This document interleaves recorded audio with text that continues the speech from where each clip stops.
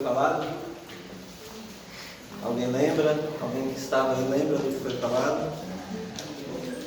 Nós falamos um pouco sobre... Alguém lembra desse desenho? Sim.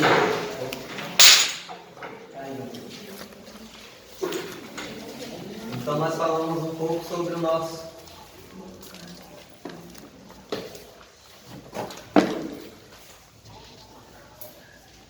sobre a nossa base, certo?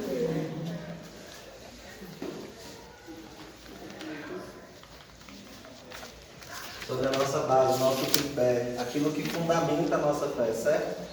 E alguém sabe dizer o que é? Esse tripé? Aqui. Alguém sabe dizer? Quem estava aí na aula passada? Quem assistiu o vídeo também para renovar um pouco? Sagrada tradição, sagrado ministério e sagrada escritura. Essa cola não vale nada. Mas tudo bem. Então, a tradição, a sagrada tradição apostólica, tudo provém daqui. A nossa fé, ela nasce daqui.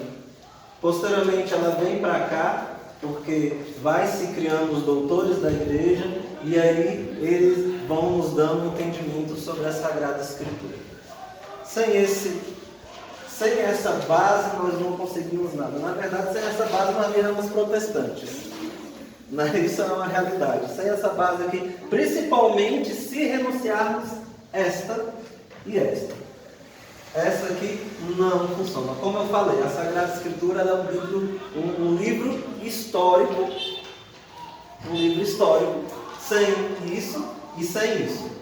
Né? O que nos motiva a crer aqui foi isto e isto. Né? Que eles nos trouxeram a fé. Certo? Hoje nós vamos falar sobre um assunto que eu não sei se eu vou conseguir ser um pouco dinâmico, acho que vocês vão até desistir do curso depois. Né?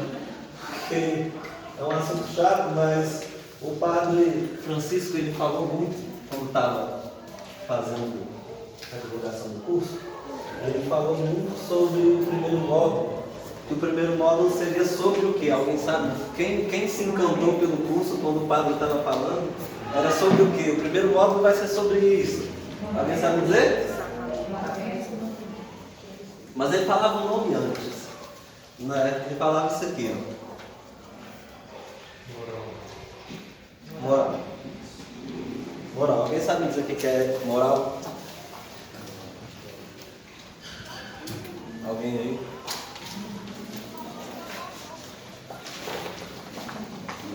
Né? Então vamos lá, para eu não me estender, porque meu tempo hoje vai dar bastante curto. Né? Essa moral segundo o conceito secular, é um conjunto de regras que definem uma sociedade. Certo? Um grupo, né? Qualquer pessoa, por exemplo, vamos pegar aí o povo hippie aí, né, da vida. Eles têm ali um conjunto de regras dele que eles só vivem daquele jeito, né? Talvez tomar banho não seja um deles, né? Essas coisas que a gente vai ver em cima, mas enfim.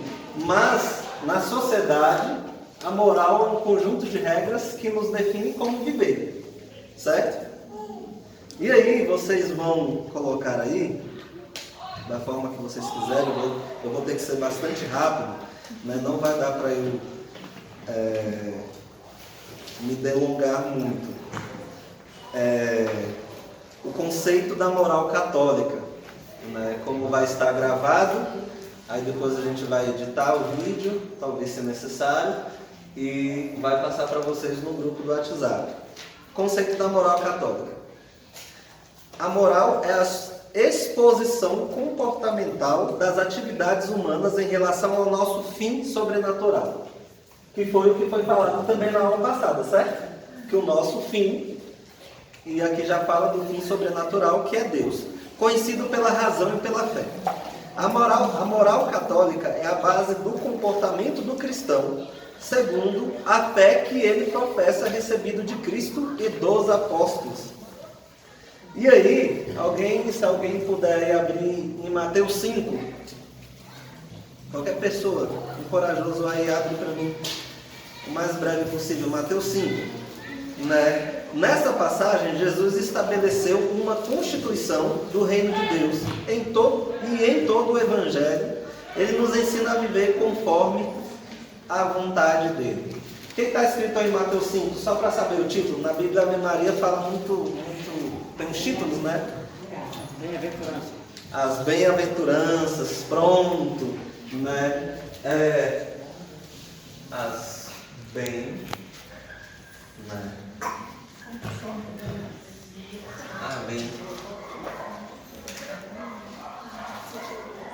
Bem-aventuranças, certo? Isso aí é o fundamento para tudo. Vocês sabiam disso? Vocês tinham ideia que essa passagem bíblica é o fundamento para tudo? Não? Ou pois para canonizar um santo, vocês sabiam que ele é julgado segundo a sentença das bem-aventuranças? Vocês sabiam disso? Pois é, então a igreja ela usa as bem-aventuranças para canonizar um santo. Ou seja, para você ser santo, você tem que viver segundo Mateus 5. Né? Quer dizer que então que o santo tem que viver aquilo tudo que está lá? Não. Ele vai viver, claro, ele vai viver quase tudo na sua totalidade, mas ele tem que viver um versículo da bem-aventurança. Bem-aventurados os puros de coração, porque verão a Deus. Né? Aí a gente vai lembrar dessa passagem, vai lembrar de quem? Qual santo que remete a isso? Né? Alguém sabe? Qual santo que remete? Bem-aventurados os puros de coração, porque verão a Deus. Eu lembro de um santo, né? São Francisco de Assis. Né? Então, ou seja, com certeza, no seu julgamento, de acordo com seus escritos, com a sua vida, este foi o grau heróico que ele viveu. Né? O grau da pureza. A ponto de Nosso Senhor falar que ele ficaria no lugar de Lúcifer no céu. Né? Para ver o patamar de um santo, carne como a nossa, tinha dinheiro, né? Vivia nas festas, e a que ponto que ele chegou? A que ponto que ele chegou? Uma vez São Padre Pio falou que a maior graça dele era olhar e ver que a vida de São Francisco ainda traria jovens no dia de hoje. Né? Que é algo muito impressionante. Né? Porque aquilo que ele viveu, a audácia de deixar tudo, de largar tudo. Né? Então, a nossa vida, a nossa moral, ela se baseia nas bem-aventuranças. Vou abrir um parênteses agora e vou falar um pouco sobre, bem pequenamente, né, a respeito da nossa ordem cronológica da vida do cristão católico. Isso aqui vai ser bem breve. Né? Todo o catecismo católico se divide em 4 partes. Não importa se ele foi o primeiro catecismo ou se ele vai ser feito amanhã ou no próximo concílio.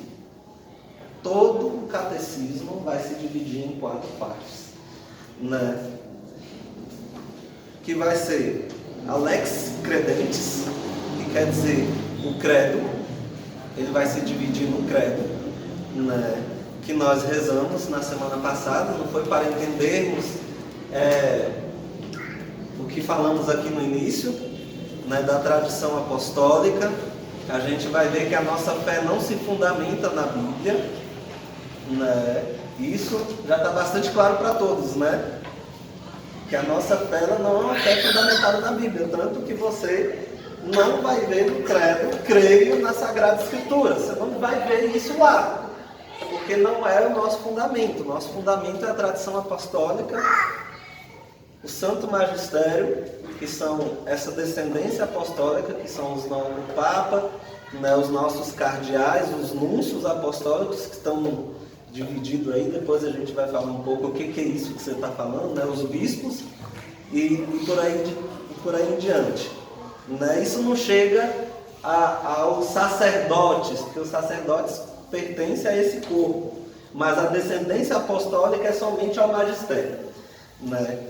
E depois a Lex Celebramos, que quer dizer a liturgia e os sacramentos. Né? Ou seja, conforme nós cremos, nós celebramos. Depois vai ser sobre a nossa vivência, que é o que nós vamos falar um pouco hoje, que é os mandamentos e a moral. E depois a oração, que aí é uma cadeia, conforme nós cremos, nós celebramos, que é a liturgia e os sacramentos. Conforme nós cremos, celebramos, nós vivemos, que é os mandamentos e a moral. Conforme nós cremos, celebramos e vivemos, nós oramos, que é a quarta parte do catecismo da Igreja Católica, que é a oração. Ou seja, a primeira parte do catecismo, o credo. São 12 artigos o credo. E esses 12 artigos, cada um é um dogma de fé. Ou seja, toda vez que você reza o credo na Santa Missa Dominical, cada artigo que você lê nesses 12 artigos é um dogma de fé. Né? Se você não sabia, então toda vez que você está rezando, você está rezando um dogma da nossa fé. Depois os sacramentos, que os sacramentos eles são efetivados pela liturgia, que é da Santa Missa, né? Todos eles basicamente passam pela Santa Missa. Depois os mandamentos, que vai ser a nossa vivência. E aí a oração. Né? Nós só vamos conseguir rezar depois que entendermos isso. Né? Bem dentro do nosso coração. E como nós falamos, a nossa fé ela é sustentada por aquilo que passa de geração em geração. Aquele bebezinho ali, tá bem ali, qual é o nome dele? Lázaro. Né? Olha, ele entendeu? Quem é que está me chupando ali? Né? Ele vai crescer na fé dele, que vai ser passada pelo pai e pela mãe dele. Não vai ser ninguém mais, vai ser o pai e a mãe dele. Entendeu? E a nossa fé ela é passada assim, de geração em geração. Né? Conforme nós vamos aprendendo. Nós ainda vivemos muito superficial. Então nós vamos voltar agora à moral. Deu para entender a nossa ordem cronológica? Aquilo que você tem que viver, você vive pelo aquilo que você crê, pelo aquilo que você celebra, né? Pelos mandamentos de Deus e, claro, pela vida de oração. Se você não tiver uma vida de oração, será muito difícil você alcançar qualquer degrau de uma vida espiritual. É necessário ter uma vida de oração. Né? Muito necessário isso. E agora vamos falar bem um pouco melhor sobre essa moral. A moral ela é dividida em várias partes. É um assunto muito longo, mas nós vamos falar 3 partes principais. 3. Alguém sabe me dizer quais seriam essas 3 partes principais? Não, né? Então vamos falar da moral comportamental. Vamos falar um pouco dela. Moral comportamental. Moral sacramental e moral das virtudes. Nós vamos falar sobre essas 3 morais e elas são as principais. Tem muitos e muitos tipos, né, dentro da moral católica que vai se resumir, se delongar, mas os 3 principais são essas: a moral comportamental, a moral sacramental e a moral das virtudes. Né? A moral comportamental, qual que é? A moral dos mandamentos. Tudo que é de acordo com a lei de Deus está na moral comportamental. Depois, como a gente já viu ali na segunda parte, a moral sacramental, que é os sacramentos e a liturgia. Né? Sem a liturgia não há sacramentos, porque nós necessitamos da liturgia para tê-los. Eucaristia, batismo, crisma, matrimônio, né? Nós precisamos do nosso rito litúrgico para ter. E a moral das virtudes, que aí nós vamos falar um pouco sobre as virtudes cardeais e teologais. Certo? Como eu falei para você, não será tão dinâmica a aula de hoje, mas é necessário falar desse assunto para introduzirmos todo o curso. Né? Basicamente, o fundamento vai estar nessa aula de todo o curso, vai estar aqui. Né? Ainda bem que não é eu que vou dar todas as aulas, graças a Deus. Né? Porque senão eu ia cansar. Mas vamos ter o Padre Francisco, vamos ter outras pessoas, a Lucilane que está ali, minha esposa, né? Então vamos lá, olha só. Eu vou ler para vocês Santa Igreja Católica, a moral é a parte da educação, que se ocupa do estudo ordenado dos princípios éticos da doutrina sobrenatural revelada. Nós falamos sobre a revelação. Quem é a revelação? Onde Deus se revelou através de Jesus, né? Deus, ele se fez carne e se mostrou. Nós conhecemos Deus por Jesus, e Jesus é Deus. Nós conhecemos Deus, né? E me fazendo memória, porque muitas vezes a gente não se atém à Eucaristia. E uma vez eu ouvi o Martim Valverde dando um testemunho, e ele estava num show, e de repente veio um dos filhos, né? E puxou ele assim e falou: pai, eu vi Jesus. E estavam os músicos lá atrás, né? Porque o músico tem esse defeito, né? Quando não é ele que está tocando, ele fica lá atrás, né? Não quer ficar lá, não precisa agora não, né? E veio o filho dele e cutucou ele assim: pai, eu vi Jesus, eu vi Jesus, eu vi Jesus. Mas como assim você viu Jesus? Eu vi Jesus, ele está brilhando lá fora. E todo mundo saiu correndo para ver quem era Jesus. E estava tendo adoração. E o filho dele pequenininho mostrou Jesus sacramentado.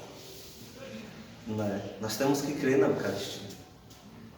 Ali é Jesus, nosso doce e amado Jesus, né? Aplicando-os de seguida à vida cotidiana do católico e da igreja.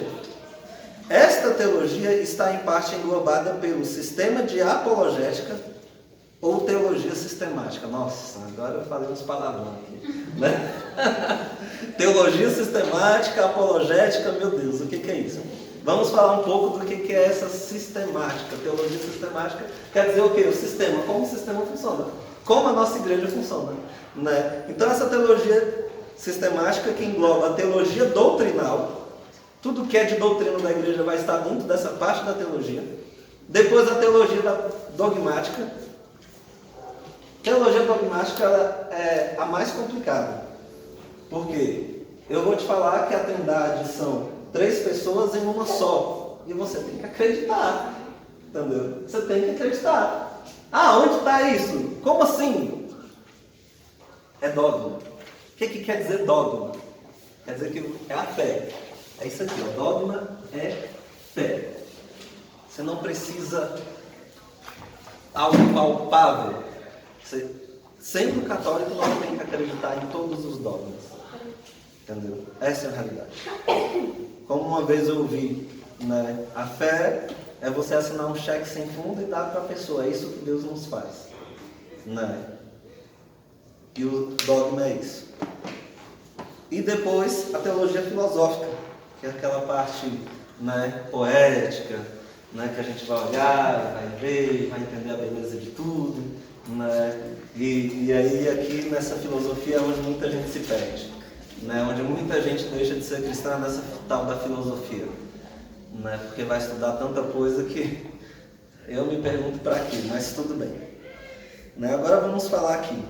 A fórmula da teologia sistemática é a disciplina que formula uma descrição ordenada, ou seja, tem uma ordem, tem uma sequência, racional, coerente da fé e das nossas crenças.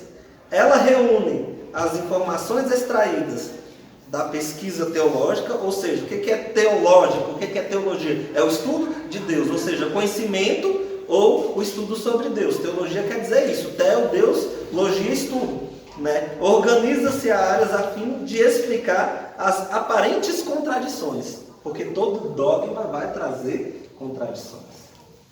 Vamos ver aí o dogma da Imaculada Conceição, né? Virgem antes, virgem durante, virgem depois. Meu Deus, como isso aconteceu, né? E aí a gente vai entender mais para frente que foi pelos méritos antecipados da Santa Cruz, né? E aí já está dando nó na cabeça de muita gente isso aí. Já estou vendo a cara de confusão, muita gente aí, mas enfim, né? É assim, isso, como eu estou falando, a aula de hoje ela vai ser destrinchada em todo o curso. Mas vocês precisam conhecer esses assuntos, saber que eles existem. Entende? E todo o curso, até se você fizer os outros módulos, é claro, né? Nesse módulo não dá para a gente ver isso tudo. E as contradições e, com isso, fornece um grande sistema explicativo. A teologia sistemática está também associada à apologética católica, que serve para, no confronto teológico entre diferentes religiões e heresias. Heresias é aqueles... O que é um herege? É aquele que duvida da sua fé, daquilo que você acredita, né? Ele não está de conformidade. Toda hora ele... não, isso que você segue, nossa senhora, vocês adoram. Nossa, gente, lá na página que mais tem, quando a gente vai rezar o rosário, meu Deus do céu, sempre aparece um satanás lá para dizer seus adoradores, suas reações, entendeu? De verdade, porque é só Deus na casa, né? Mas sempre tem um desse para aparecer. E vai falar, meu Deus do céu, né? Defender a doutrina da confissão católica em sua verdade e causa, né? Ou seja, a apologética e a teologia sistemática, ela vem justamente para isso, para nos ensinar a defender a nossa fé, né? E aí agora eu vou falar aqui um pouco do conceito de apologética, né? Assim quanto o termo apologética, ele não é seguido de especificações, ou seja, uma coisa que eu vou falar para vocês não vão ouvir a palavra apologética para nenhuma religião, para nenhum tipo de religião, para nada fora da Igreja Católica, nada. Por quê? Porque ela é quase sempre entendida como uma apologética católica, cristã católica, ou seja, na prática da explanação e demonstração de ordem moral, científica, histórica, sobrenatural e natural. Ou seja, a única igreja que vai conseguir trazer uma explicação de ordem moral, de ordem científica, de ordem natural e sobrenatural e de todas as formas possíveis é a Igreja Católica. Nem o judaísmo, nem o islamismo, nenhuma dessas vai conseguir te trazer todos esses fundamentos. Só a Igreja Católica Apostólica Romana ela vai te conseguir trazer tudo isso na sua mão. E para isso a gente tem milhões e milhões de livros, que hoje eu trouxe até mais livros aqui para apresentar para vocês. Né? Já são 9 horas, meu Deus do céu. Né? E aí isso vem em defesa da fé católica, sua origem, credibilidade, autenticidade, superioridade em relação às outras demais. Então entendam isso. Quando vocês forem participar de encontro apologético, né, que hoje, graças a Deus, tem algumas pessoas que eu conheço que promovem muito, hoje nem tanto, mas antes da pandemia ainda promovia muito. Hélio Maria aqui da comunidade missionária mariana. Todo ano tinha encontro apologético mariano, né, que é um aprofundamento extremo sobre a Imaculada, né? E aí tínhamos também sobre o Theotokos também, que era um encontro apologético sobre Deus, sobre suas doutrinas, e ali os caras destrinchavam. Meu Deus, eu não chego nem perto deles, gente. Se vocês verem algum encontro com Hélio Maria e alguém, pode deixar aqui, vai, porque, entendeu? É outro nível, né? Com muita oração, né? Então nós entendemos aí um pouco do que é a apologética, que é abarcar tudo. A nossa igreja, ela é a única que consegue carregar esse termo. Por quê? Porque ela consegue trazer toda a substância para qualquer assunto derivado da fé. É a única, não vai ter outra. Por isso que, mais uma vez eu afirmo, fora da igreja não há salvação. Isso é dogma. Quem disser o contrário é anátema, ou seja, é mentiroso. Né? Então vamos lá. A lei moral. A lei moral, ou lei de Deus, sendo uma obra divina, prescreve-nos caminhos e normas de conduta que levam à bem-aventurança prometida, como eu falei, né, de Mateus 5. A bem-aventurança prometida, proibindo-nos os caminhos que nos desviam de Deus.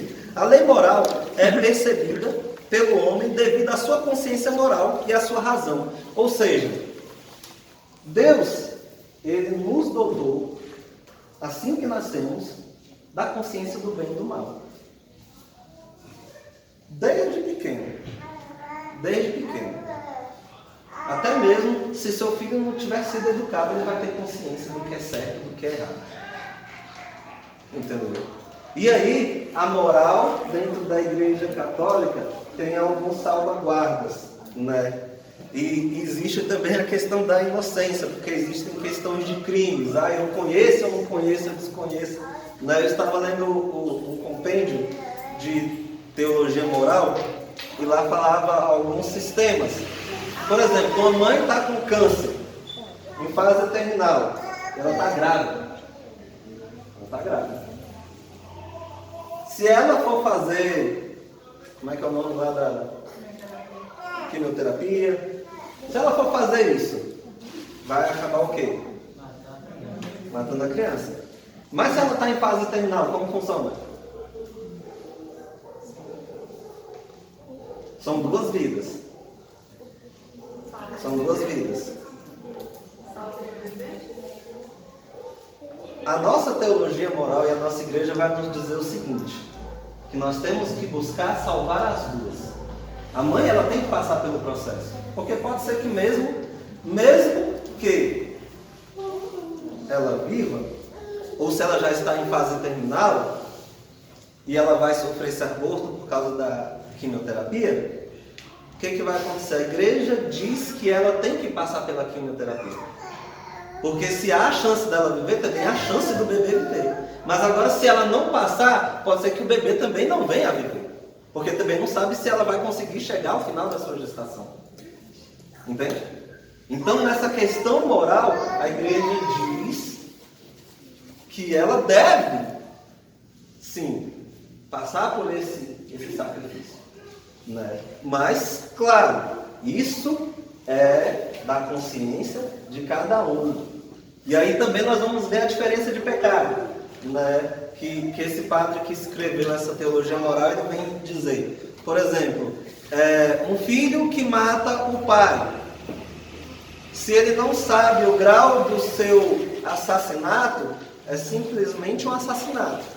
Se ele sabe o grau desse assassinato, já muda a origem do pecado, já é um patricídio. Entende? Se ele já sabia que aquilo era grave, isso, aquilo, outro, já muda o grau do pecado. Então a nossa consciência, diante da moral, diante dos assuntos relacionados à fé, vai nos dando discernimento para quê? Para nos santificarmos. Para nós sairmos daquela situação. O que é isso, o que é aquilo. E por isso esse aprofundamento na fé.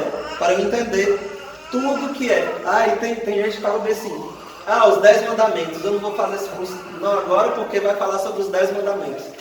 Mas será que eu sei tudo que é os 10 mandamentos?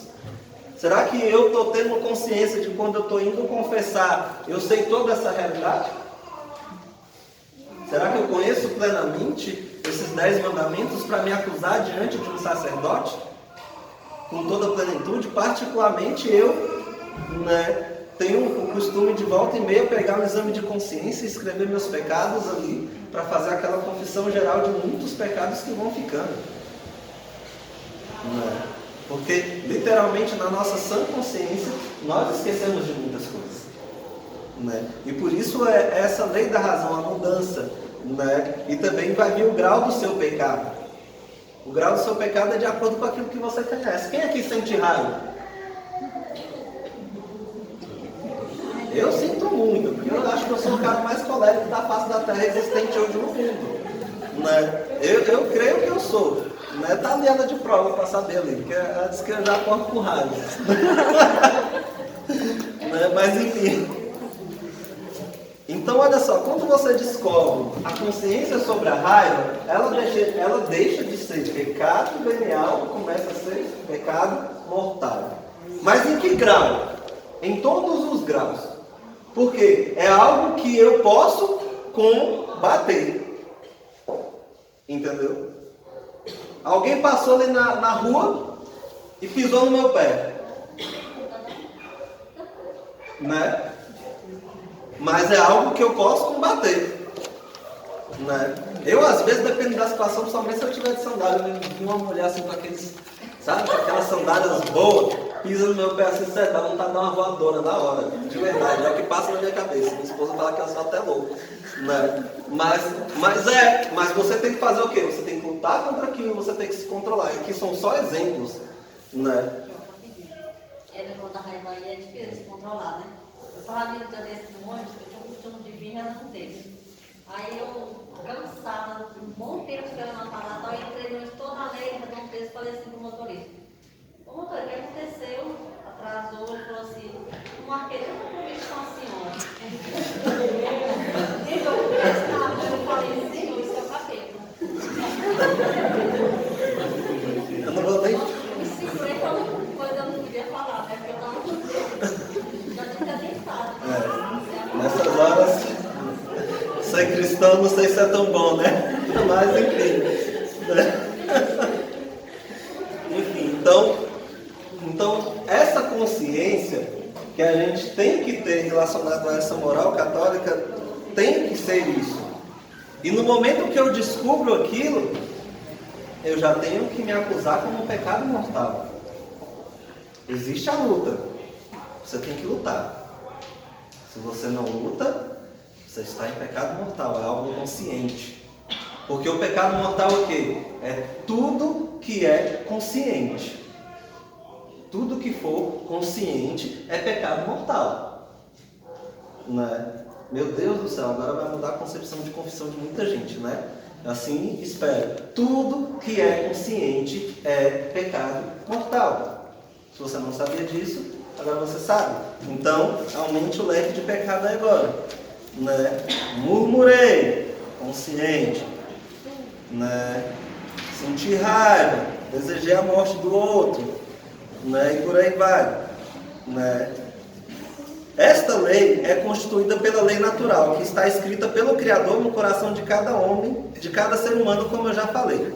Pela antiga lei revelada no Antigo Testamento. E pela nova lei revelada no Novo Testamento por Jesus. A lei natural sendo universal e imutável, ou seja, ela não muda, e ela é católica, porque a palavra católica quer dizer universal. Né? Manifesta o sentido moral originário, que permite ao homem discernir pela razão o bem e o mal, como todos os homens, fiéis ou infiéis, seja ele ateu ou não, eles percebem e eles sabem o que tem que cumprir. Mesmo a pessoa acreditando em Deus ou não, ele sabe e ele tem o conhecimento do bem e do mal, porque isso é infuso. Isso é uma coisa que é infusa no momento, no dia do seu nascimento. É infuso. Não precisa nem ser batizado. Deus coloca a consciência do bem e do mal dentro do teu coração. Seja você o pior ateu ou não. Né? É de cumprimento obrigatório. Mas ela nem sempre é totalmente compreendida, devido à vontade própria ao pecado. Não é exatamente isso. Por que a gente vê... Hoje mesmo eu estava indo buscar minha filha na escola, de repente tinha uns drogados desses, alcoólatra deitado bem ali, porque perto da minha casa é o que mais tem. E aí passou outro cara, deu um chute nele assim, e foi perguntar coisa, né, para ele, e tirou um revólver e falou, quero meu negócio agora. Né?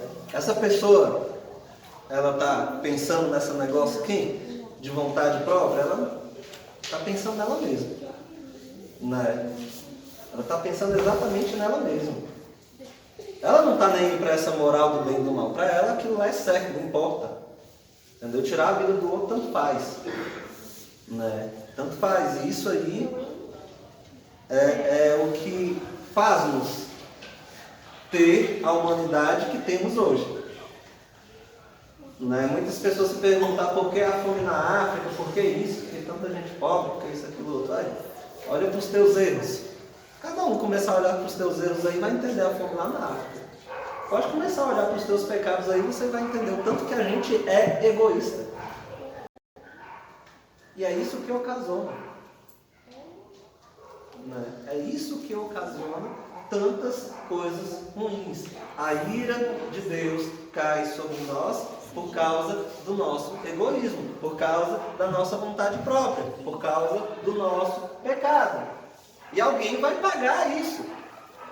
E alguém vai pagar isso. De Deus não provém nenhum mal. De Deus não provém nenhum mal, mas provém todas as permissões para que isso aconteça. Porque Muitos católicos, eles têm o costume de pegar: Deus quer a misericórdia, não o sacrifício. E por isso que, como dizia Santa Faustina e alguns outros santos, né, tem gente descendo para o inferno de cachoeira. Né? Tem gente descendo para o inferno de cachoeira. Cai gente no inferno como o rio, como uma torneira aberta, por causa simplesmente desse orgulho, dessa soberba, né? Dessa vontade própria, dessa falta de vontade de ajudar o próximo.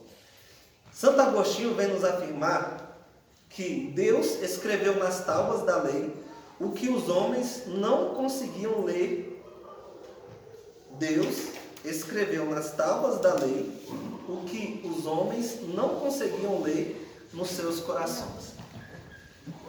Era isso que Santo Agostinho nos disse. Deus teve que escrever nas tábuas da lei aquilo que nós não chegávamos com o coração, por causa do que eu acabei de falar, por causa da vontade própria ao nosso pecado.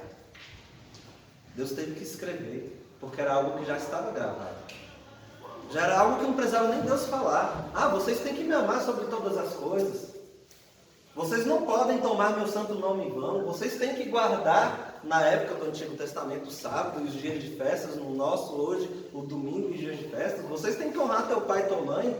E na época já tinha gente matando pai, gente matando mãe, desobedecendo e fazendo o que queria. Será que era necessário realmente Deus nos dar essas leis?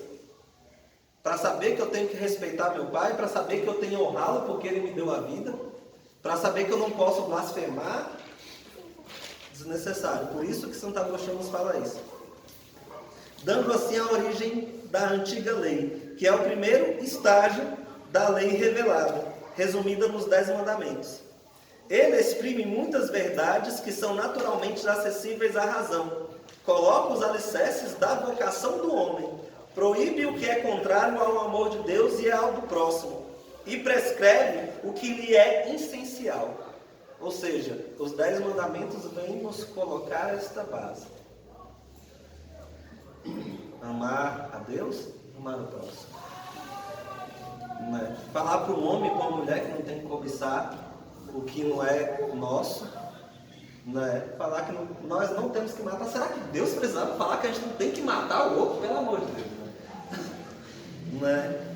Não mentir e várias outras coisas. Né?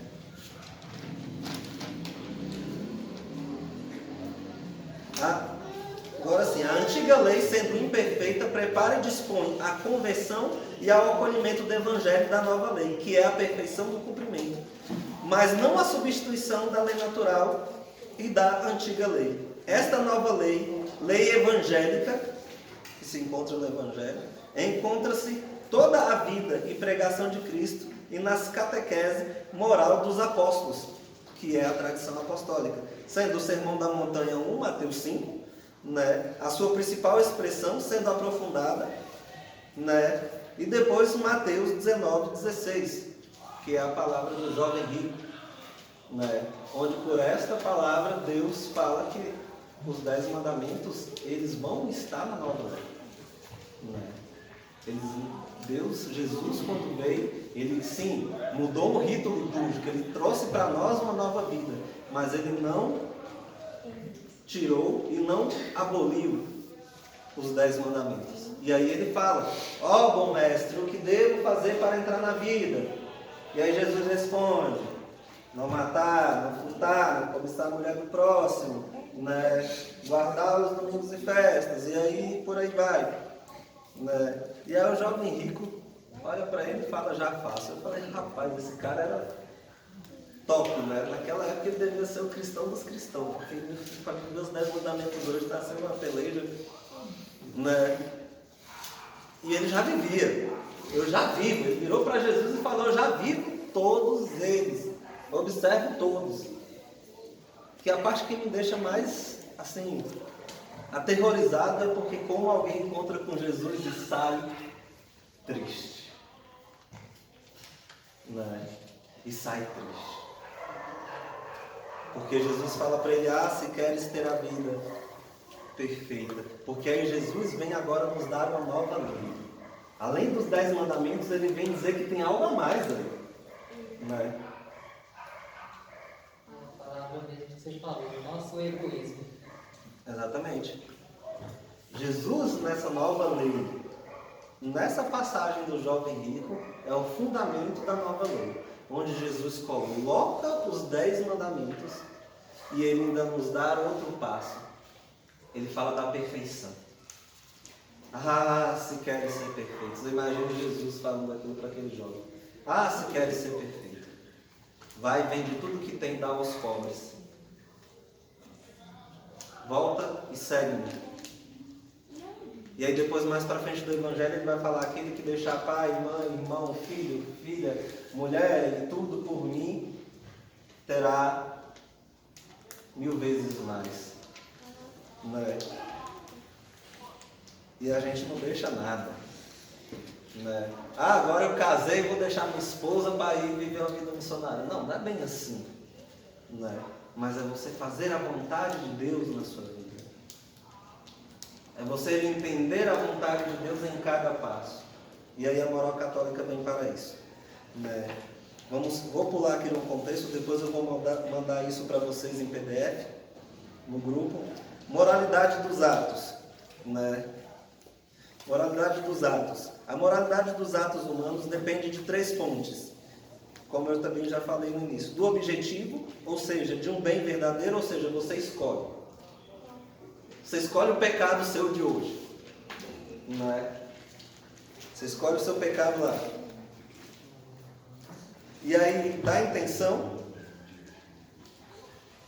isto é o fim que ele terá. E depois das circunstâncias da ação. Ou seja, o objetivo escolhido. Por exemplo, um filho, eu decidi mentir para minha mãe. Eu fiz A, B ou C, e minha mãe me perguntou, e eu menti. Né? Eu escolhi. O objetivo escolhido foi a mentira. Né? E aí, vai falar aqui da intenção. Né? Qual a intenção que era? Esconder a verdade no ato da mentira. E aí nós temos que saber quais as consequências, que são as circunstâncias. Se a pessoa tem consciência da mentira, isso vai ser grave, porque ela mentiu na intenção de prejudicar o outro. Se a pessoa não tinha intenção da mentira, por exemplo, eu menti para alguém aqui. Mas essa pessoa foi lá e falou o que eu falei para outra pessoa. Pronto, a mentira é minha, mas daquela outra pessoa já é fofoca. É outro pecado. Entendeu? Mas já não é mentira, porque a mentira foi minha. Então, a consequência, eu escolhi mentir, eu menti e chegou na consequência, que é enganar o outro. Então, isso é um pecado grave. Certo? Esta circunstância, vou ler do início de novo. A moralidade dos atos depende de 3 fontes: do objetivo escolhido, ou seja, de um bem verdadeiro ou aparente, da intenção do sujeito que age, isto é, do fim que ele tem em vista ao fazer a ação, né? Mentir para a mãe, no caso, das circunstâncias da ação, onde ele se inclui as suas consequências. Aí vamos falar que estas circunstâncias podem anular, atenuar ou aumentar a responsabilidade. Como, por exemplo, eu falei uma mentira para alguém e essa pessoa falou o que eu falei para outra pessoa. Eu menti. E a responsabilidade, no final das contas, é de quem? É minha. Porque eu que menti.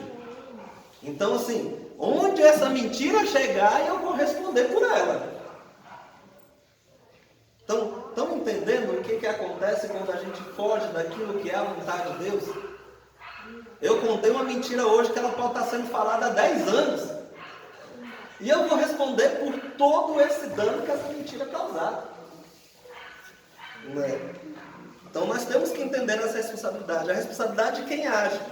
Mas não podem modificar a qualidade moral dos próprios atos.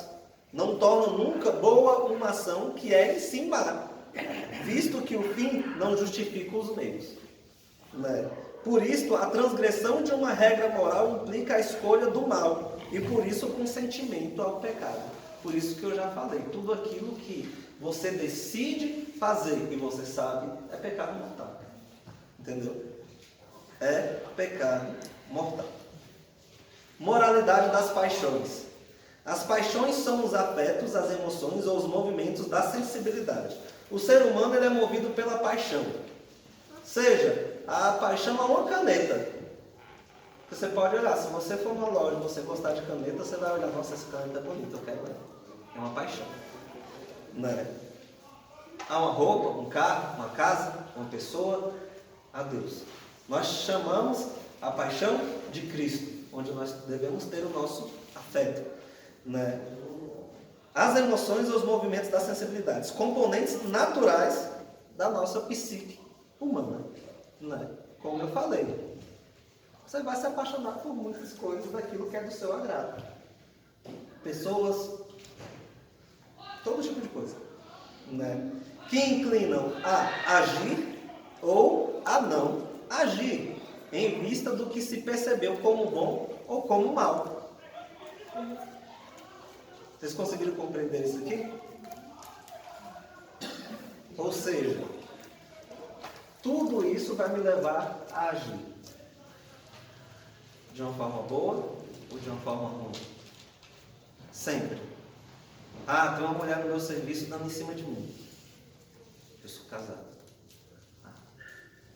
Até onde eu vou deixar isso aí? Ah, tem um homem no trabalho dando em cima de mim. Eu sou casado. Até onde eu vou deixar isso aí? São exemplos. Né? Ah, não vai dar em nada, dou uma conversinha, isso, aquilo, outro. Eu vou falar para vocês que não é bem assim, não. As principais são amor e ódio, desejo e o medo. Por que uma criança mente para o pai? Por causa do medo. Vou apanhar. Eu tenho 6 filhos, eu sei o que é isso. Esse dia nós tivemos umas 2 horas de conversa para descobrir quem tinha riscado um pano nosso lá que não era para ter riscado.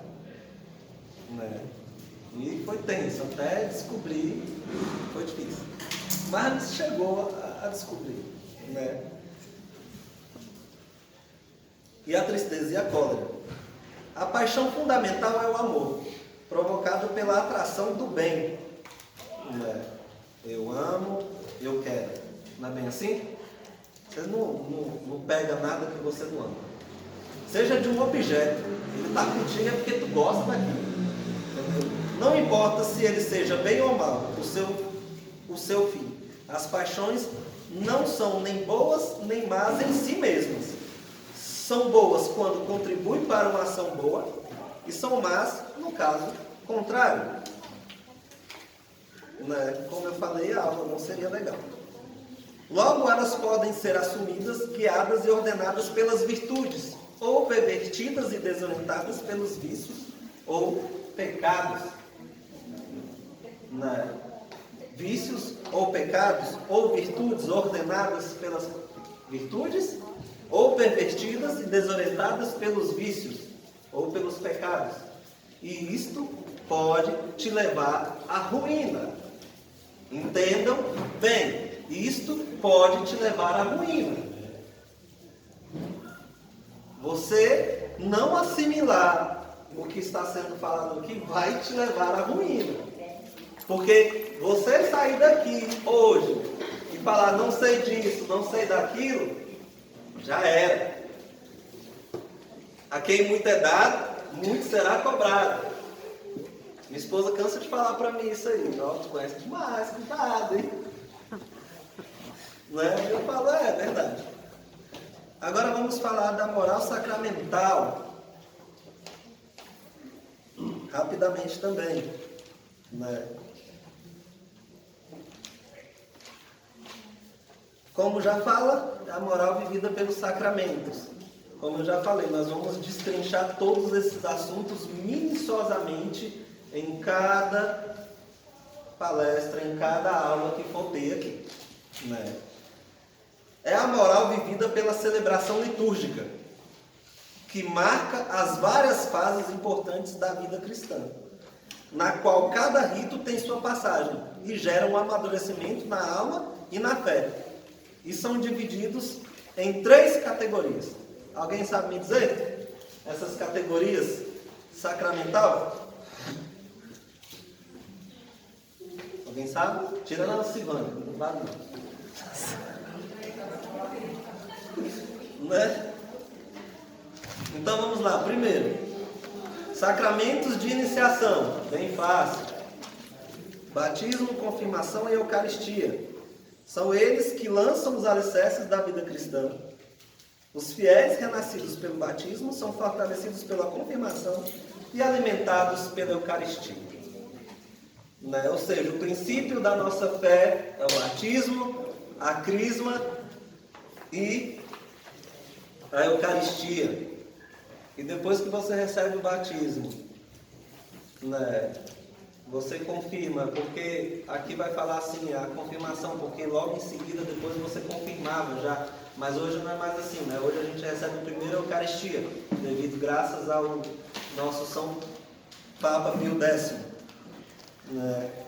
E aí você recebe a Eucaristia e você consegue ficar ir na missa sem receber Jesus ou receber em pecado, né? É um pouco complicado.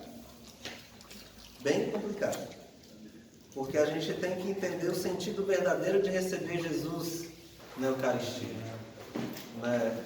A gente vai ver Santa Francisca Romana, ela confessava toda quarta e todo sábado. Toda quarta e todo sábado. E tem gente aí confessando uma vez por ano. Né?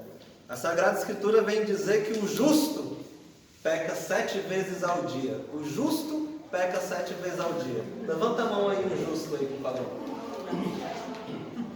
Tem algum justo aí? Não é sinal que a gente está pecando mais de 7 vezes, né? Será que a gente está indo no confessionário tantas vezes quanto? Ou será que a gente está recebendo Jesus e comungando a nossa própria condenação? Vamos tomar cuidado. Aquele que recebe Jesus em pecado anuncia a sua própria condenação para o inferno. Lembre-se disso. Não posso passar aqui sem falar isso. Depois nós vamos ter o segundo. Primeiro, sacramentos da iniciação cristã. Segundo, sacramento da cura. Sacramento de cura. Quais são esses sacramentos, gente? Um deles eu acabei de falar agora. O sol do inferno. O sol do inferno. Sim. E o outro? Confissão. Né? Eles são sacramentos de cura. Eu vou falar uma coisa para vocês, apesar da nossa paróquia ter missa de cura e libertação, mas se você quer ser curado, você confesse. Acho que isso tudo é certo. Confesse. Você confesse. Porque eu vou te dizer, Padre Francisco pode dar 10 mil curas lá na frente. Se você não buscar a confissão, aquela doença vai continuar contigo o resto da sua vida. Você pode escrever o que eu estou te falando. Ah, tem uma pessoa sendo curada de câncer. Pode até parecer que vai, mas não vai se você não fizer uma confissão verdadeira. Eu estou te falando isso com tudo que eu conheço dentro da Igreja Católica. A sua cura vai vir por isso aqui.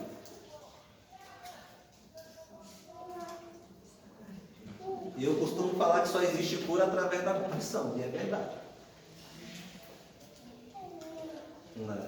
Só existe cura através da confissão. Primeiro, para o seu corpo físico que está curado, a sua alma precisa estar curada. Se você está carregando podridão, câncer de pecado dentro de você, não vai ter missa de cura que vai te salvar, não. Eu sinto dizer para qualquer um de vocês. Não vai. Depois, terceiro, sacramentos ao serviço da comunhão e da missão. Alguém sabe dizer quais são esses? Simples, sobrado. Exatamente, ou seja, o sacerdócio e o matrimônio. Né? São Paulo vai dizer que é melhor ser padre ou freira. Né? Aí a gente vai e casa, né? Para dar glória a Deus e levar essa missão em frente. Por que ele fala isso? Porque a nossa divisão de Deus para com o homem se torna dividida. Não que um sacramento seja ruim ou não, mas quando o nosso bem, vamos olhar mais uma vez a vida de São Francisco, e aí a gente vai lembrar agora de quem? Falando sobre isso, Santa Clara. Eles dois se amavam tanto, mas tinha alguém que os dois amava mais. Né? E os dois iam casar. Se não fosse essa realidade evangélica, os dois iriam se casar. Santa Clara e São Francisco. Mas a realidade evangélica veio para dizer: eu amo você, só que eu amo mais a Jesus. Ah, Francisco, eu amo você, mas eu amo mais a Jesus. Entende? E aí eles se renunciaram. E aí Santa Clara vivia falando: eu quero ir aonde tu fores. E São Francisco falou: não, lá você será mais útil. E aí era interessante que quando São Francisco passava perto do convento, Santa Clara via com ostensório, né? Sendo luz para a vida de São Francisco. Olha que amor, né? E aí os sacramentos ao serviço da comunhão e da missão é este: ordem e matrimônio. Estes sacramentos podem ser também agrupados em apenas duas categorias: os que imprimem permanentemente caráter e deixam uma marca indelével. O que é indelével? Alguém sabe dizer? Não se apaga. Que nunca se apagará. Uma vez padre, né? Em quem o recebe, e que, por isso, só pode ser ministrados uma vez a cada católico, sendo eles, alguém sabe dizer quais são os sacramentos? Que são indeléveis? Batismo, crisma e a ordem. Né? Esses três, tu vai para o inferno com ele. Se for para o inferno, né? Eu espero que cada um aqui vá para o céu. Mas, imagine ir para o inferno como batizado. Vocês não têm noção do que é isso. Eu vou te falar, alguns santos viram isso e o que eu já li é muito perturbador. Né? E aí, e o matrimônio? Como assim eu posso receber o matrimônio mais de uma vez? Né? Porque tem gente que já leva para o outro lado, né? Ah, não deu certo, os protestantes estão aí, né? Não deu certo aqui, eu separo o caso com a outra irmã ali e acabou. Né? Só que não é assim. Né? Tem as suas cláusulas: o que Deus uniu, o homem não separa. Então é só quando tu ficar viúvo, miserável. Né? Se tiver com esse pensamento aí, é só quando ficar viúvo. Né? E aí a penitência, que é a confissão e a unção dos enfermos, você pode receber ela quantas vezes forem necessárias. A unção dos enfermos, se tu for fazer uma viagem longa, você pode chegar no padre e pedir: eu quero receber a unção dos enfermos. Se for fazer uma cirurgia do dedo, tu pode pedir a unção dos enfermos. O sacerdote, ele não pode negar isso a você. Certo? Agora vamos falar aqui rapidamente da moral das virtudes. A gente vai dar alguns avisos finais, né, que vai englobar a questão das dúvidas, tá? Que a gente vai ter um encontro só para as dúvidas, entendeu? Uma vez no mês, vocês anotam todas as dúvidas que você tem, que a professora Lucivânia vai estar bem aqui na frente. E vai esclarecer tudo para nós, com grande louvor e com toda a alegria que ela teve agora. Né? A Verônica vai estar do lado. Moral das virtudes: virtudes cardeais e teologais. Né? Vocês já ouviram falar disso? Sim? Todo mundo? Todo mundo? Não? Então vamos lá. Primeiro vamos falar o que é virtude. Virtude é uma qualidade moral particular, ou seja, cada um tem a sua.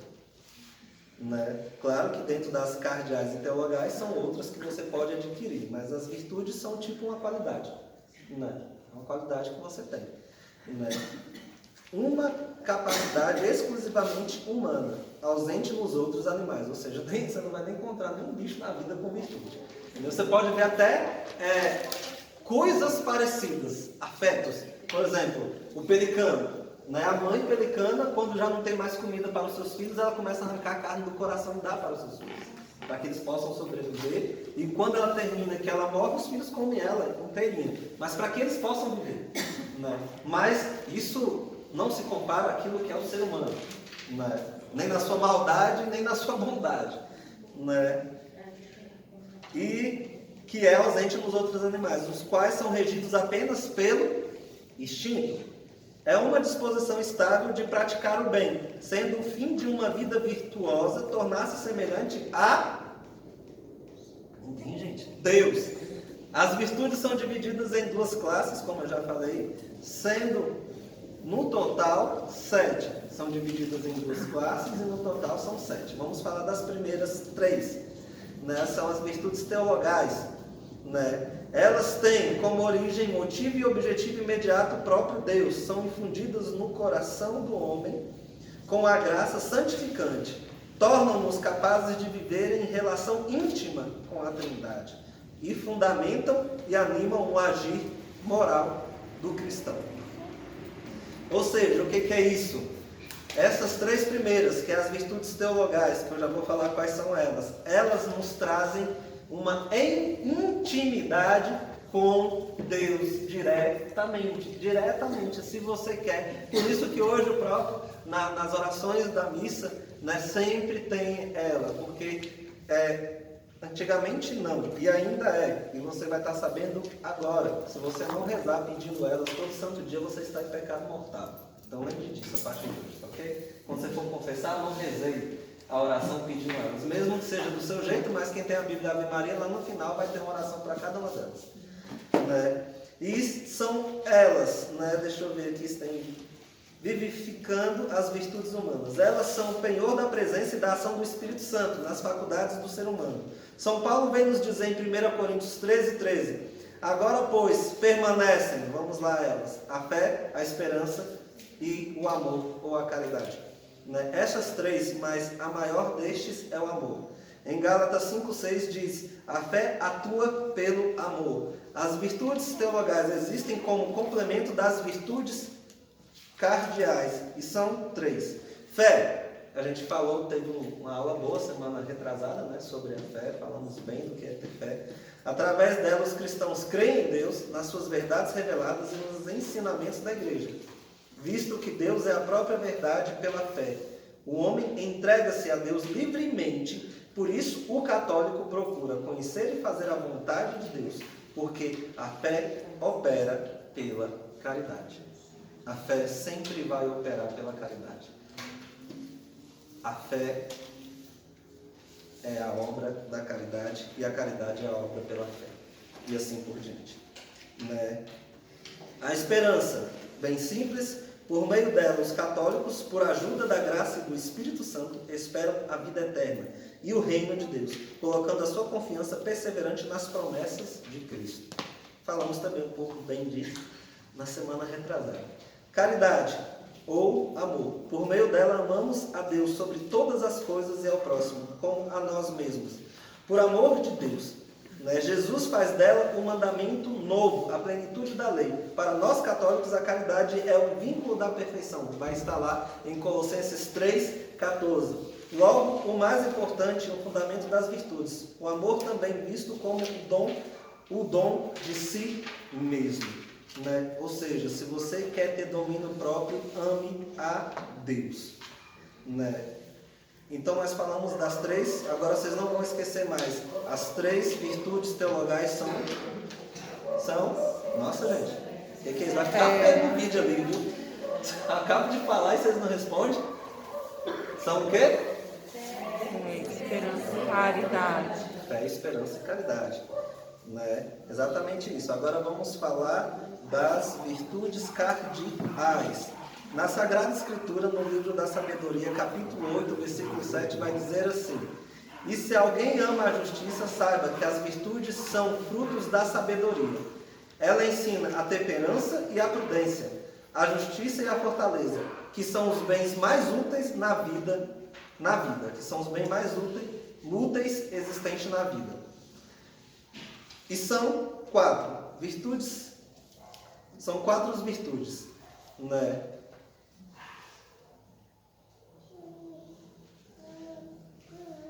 que unem todas as outras virtudes humanas. O conceito dessas 4 virtudes foi derivado inicialmente do esquema de Platão e adaptado por Santo Agostinho, Santo Ambrósio e São Tomás de Aquino.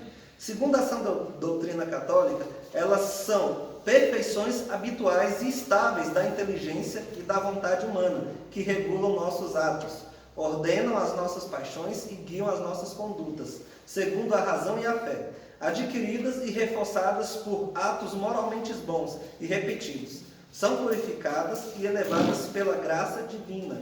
As virtudes cardeais são 4. Ou seja, né, aqui o que é que eles vêm dizer? Por isso que isso faz parte da moral. Né? Essas 3 morais, né? Ela vem nos dar essa característica de cada vez que eu repito um ato, eu consigo ser melhor. Se eu cuido do meu pai, se eu cuido da minha mãe, se eu cuido do meu filho, ou se eu faço qualquer coisa boa, a repetição vai gerar a perfeição. Seja ela de um modo, né, alto ou pequeno. O ato de rezar, eu só vou conseguir rezar mais se eu começar a rezar pouco. Agora, se eu não rezo de jeito nenhum, eu nunca vou conseguir chegar nas altas moradas da oração. Né? E assim por diante. Né? E elas são, como falaram aqui, a justiça, a fortaleza, a prudência e a temperança. Vamos falar aqui da prudência. Dispõe a razão para discernir em todas as circunstâncias o verdadeiro bem e a escolher os justos meios para atingir. Ela conduz as outras virtudes, indicando-lhes a regra e a medida, sendo por isso considerada a virtude mãe humana, a prudência. Né? Justamente por quê? Porque ela vai olhar e vai falar, por que eu não devo pular dessa ponte? Né? Por que eu não vou deixar meu filho de 3 anos correr sozinho pela pista onde está passando o carro? Isso é uma regra que vai colocar dentro da nossa fé, né? Dentro da nossa conduta. E cada vez que eu vou sendo prudente, eu vou ficando uma pessoa mais sábia. Né? Porque eu não vou ser burro de ficar colocando minha mão no fogo. Né? E lembrar de colocar a mão no fogo, eu lembro de uma história quando a minha filha Catarina, ela era bem novinha e ela ia na cozinha todas as vezes, mal aprendendo a andar, e ela queria pegar no forno quente. Né? E era engraçado porque ela ia e a gente falava que não, ela ia e a gente falava que não, ela ia e a gente falava que não. Até que eu cansei e falei, pega! Né? Pega, porque ela triscou. Até hoje ela não trisca no forno mais. Ela não trisca. Porque ela viu que é prudente não triscar no forno. Né? Mas que foi teimosia. Mas eu lembrei agora dessa história. E até hoje eu dou risada dela. Porque ela não trisca mesmo no forno, nem que ela tussa. Aprendeu mesmo. Né? A justiça, que é uma constante e firme vontade de dar aos outros o que lhe é devido. Né? Ou seja, aquela balança reta. E isso só vai vir através da prudência. Depois a fortaleza, ou força, que é aquilo que assegura a firmeza nas dificuldades e a constância na procura do bem. Né? Eu sou forte. Esses dias eu vi um ato que eu acho que vale a pena colocar aqui, que é bem recente. Um pai de um psicólogo católico chamado Ítalo Marcilli, né? O pai dele sofreu um assalto e ele foi assassinado. Né? E a gente, como cristão, a gente pensa que a vida para. Né? A pessoa pensa, na verdade, nós pensamos errado, que a vida para. Só que a vida não para. A vida não para. E para quem tem Deus, a gente vai ver que a atitude deste homem, mesmo que muitas outras coisas distorcem, mas a gente vai ver que a atitude deste homem foi a atitude que deveria ser de todo católico. O pai dele morreu de manhã, ele tinha compromissos de trabalho à noite, e ele confirmou todos os compromissos. E o mais interessante que ele falava era que quando você tem a certeza das verdades eternas, a sua vida realmente não para. Você só para a sua vida quando você não tem certeza das verdades eternas. E aí você para a sua vida. Porque o luto não quer dizer que agora eu tenho que parar e olhar e chorar e ficar me lamentando. Meu pai morreu, isso, aquilo, outro. Não, isso não é o luto. Isso é depressão. É outra coisa. O luto é você falar, sim, morreu, mas eu tenho uma certeza. Eu tenho uma certeza, Cristo me fala que eu vou ressuscitar com Ele. Se eu vivo plenamente a minha fé, qual vai ser a minha dúvida? Qual vai ser a minha dúvida relacionada a isso? Né? E o mais interessante é que tem algumas fotos com ele e outro sacerdote junto ao corpo, velando o corpo ali no lugar mesmo do ocorrido, né? Rezando o texto com o texto na mão.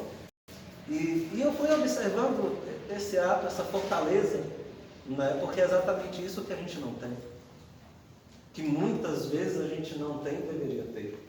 É claro, o luto, né? Cada um vai discorrer, mas é uma certeza. Quando eu tenho a força e quando eu sei das verdades eternas, eu não duvido. O que ia adiantar ele parar todos os seus compromissos?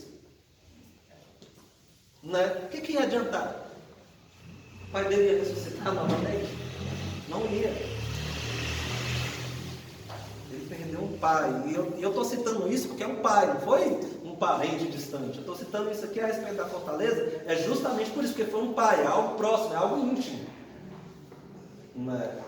E a gente distorce essa situação da fortaleza. Uma pessoa morreu, o nosso mundo acaba, eu não quero mais fazer, meu marido, minha esposa, meu pai, minha mãe. E quantas pessoas não se destroem em depressão e em remédios por causa dessa realidade? Porque é sinal que a sua fé ainda não está fincada. Então, nós temos que entender isso. Né? E vamos falar sobre a temperança ou moderação, né? Que é aquilo que modera a atração dos prazeres, assegura o domínio da vontade sobre os instintos e proporciona o equilíbrio no uso dos bens criados, sendo por isso descrita como sendo a prudência aplicada aos prazeres. Ou seja, começa com uma fechando com a outra, para dizer que uma não vive sem a outra. Né? Essa moderação, essa temperança. O que é um tempero? Se eu colocar sal demais na comida, quem vai comer? Não vai. Coloca aí 1 xícara de sal e 2 xícaras de arroz para dentro. Vai ficar meio complicado. E você ainda taca mais 1 xícara de pimenta do reino para ver se desce. Não vai. Então é essa moderação. Eu ter consciência das realidades. Né? Eu não preciso viver igual um animal, como ele falou dos instintos. Hoje o mundo prega prazeres, desordenadamente prazeres. Né? Não importa onde, quando, nem com quem. Né? É homem com homem, mulher com mulher, e vai ser tudo que tiver aí. Né? Hoje o mundo, né, acabou, não tem nem vergonha. Né? O mundo literalmente não tem vergonha. Jesus disse no Evangelho que o diabo é príncipe deste mundo e hoje realmente acho que ele já não é mais nem príncipe, né? Está reinando, nem a torta direita. Só não vou dizer mesmo que ele é rei, porque rei é só Cristo rei. Né? Mas hoje está aí. Então, sabendo-se disso tudo, dessa aula um pouco monótona, dessa intenção, né? Eu vou mandar um texto para vocês, que tem um texto de reflexão sobre a moral católica que eu deixei aqui. Então eu vou enviar para vocês via PDF. E eu vou falar para vocês algumas perguntas que vocês vão me responder na próxima aula. Aí eu quero que vocês anotem aí, porque...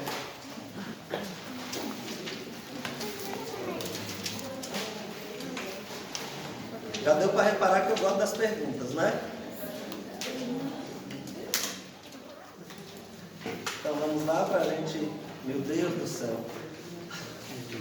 Foi bem em cima da hora, né?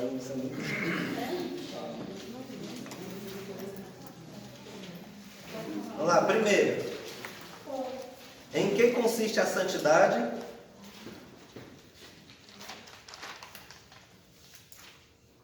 Segundo. Em que consiste a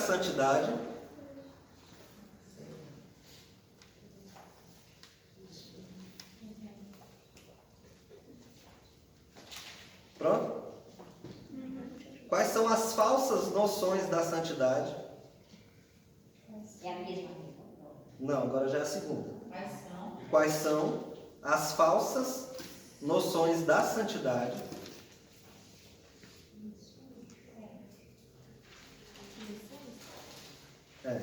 Noções da santidade.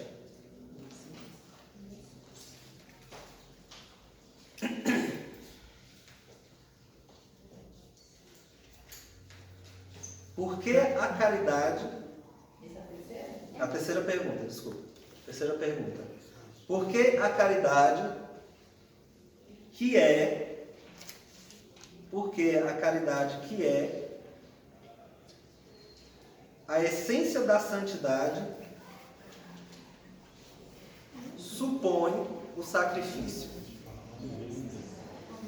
Porque a caridade, que é a essência da santidade, supõe o sacrifício. E eu vou deixar vocês com essas 3 perguntas. Na próxima aula, semana que vem, nós vamos falar a última parte introdutória, e nós vamos falar sobre a vida de santidade, certo? Supõe o sacrifício. E aí eu quero que vocês reflitam sobre essas perguntas. E é isso. Eu vou chamar a Lucilana aqui. A gente vai rezar só um pouquinho para a gente encerrar, tá ok? A gente já está no limite, a hora passa muito rápido, a gente se atrasou um pouco. Tá ok? E depois vai ter uns breves avisos que a minha esposa vai dar e é isso, tá bom? Então eu passo a palavra para a Lucilana.